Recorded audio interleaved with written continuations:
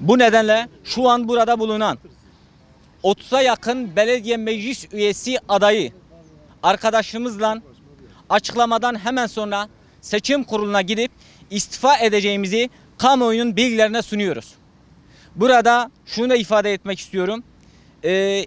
İlçe içerisinde emeği geçmiş 8 yıldır 9 yıldır AK Parti'ye gönül vermiş, maddi ve manevi olarak AK Parti'nin yanında durmuş ağabeylerimiz ve kardeşlerimizin hiçbir gerekçe sunulmadan listeden çıkarıldığını ve listenin en sonuna bırakıldığını özellikle söylemek istiyorum.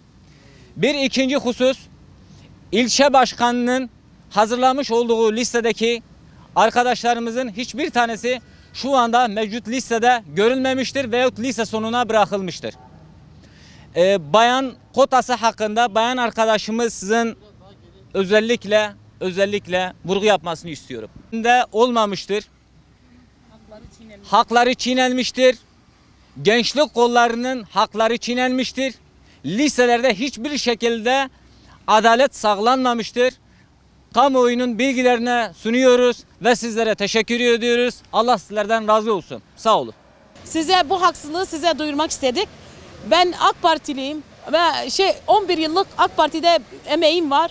2009'da muhtar adayıydım.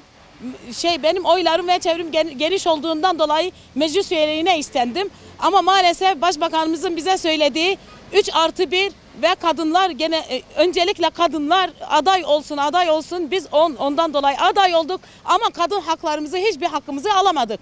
Başbakanımızın haberi var mı bu listeden? Biz nasıl çalışacağız? Nasıl yapacağız? Ama yine de biz AK Partiliyiz. Başbakanımızın arkasındayız. Lütfen bu haklarımızı istiyoruz ve haksızlığa uğradık. Lütfen buna bir çare istiyoruz. Başbakanımıza sesleniyorum.